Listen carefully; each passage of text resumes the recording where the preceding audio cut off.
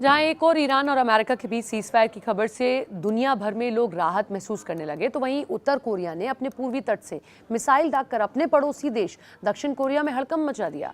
Kim Jong के नेतृत्व वाले उत्तर कोरिया ने अपने पूर्वी तट से मिसाइल का प्रक्षेपण किया और दक्षिण कोरिया की सेना के मुताबिक उत्तर कोरिया ने समुद्र की ओर कई छोटी दूरी की बैलिस्टिक मिसाइलें दागी हैं।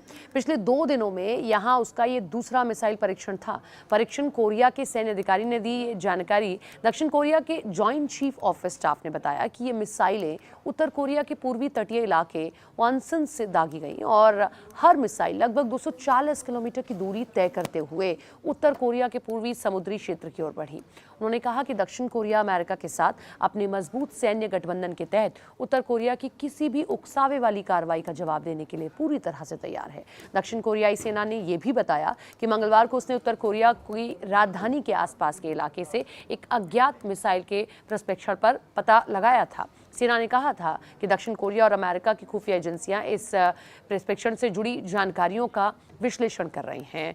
पिछला मिसाइल प्रक्षेपण असफल रहा था। दक्षिण कोरिया मीडिया ने बताया कि पिछला प्रोजेक्टाइल जो था वो शायद एक बैलिस्टिक मिसाइल था। लॉन्च के शुरुआती चरण में असामान्य गतिविधि दिखाने के बाद दक्षिण कोरियाई सेना के रडार से गायब हो गया। रिपोर्ट्स की अगर हम माने तो इससे संकेत मिला कि ये लॉन्च असफल रहा। संबंध सुधारना नहीं चाहता उत्तर कोरिया।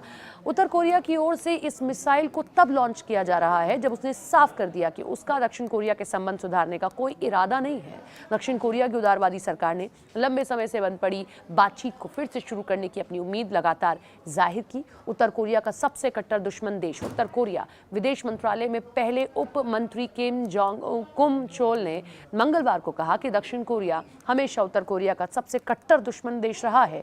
उन्होंने दक्षिण कोरिया का मजाक उड़ाते हुए उसे दुनिया को हैरान करने वाले बेवकूफ़ कहा, जो उत्तर कोरियाई नेता किम जोंग उन की प्रभावशाली बहन किम यो जोंग के हालिया बयान को लेकर हवाई किले बना रहा है। दक्षिण कोरियाई राष्ट्रपति ली जे म्यूंग द्वारा उत्तर कोरिया में कथित नागरिक ड्रोन उड़ाने पर खेद व्यक्त करने के बाद किम जोंग ने सोमवार देर रात उनकी प्रशंसा की। उन्होंने इसे राष्ट्रपति का साहस और ईमानदारी बताया, लेकिन साथ ही ये चेतावनी भी दोहराई कि यदि ऐसी उड़ानें दोबारा हुई तो उत्तर कोरिया इसका करारा जवाब देगा। बातचीत के लिए को उत्तर कोरिया तैयार नहीं है। दरअसल उत्तर कोरिया ने दक्षिण कोरिया और अमेरिका के साथ बातचीत पर लौटने से इनकार कर दिया।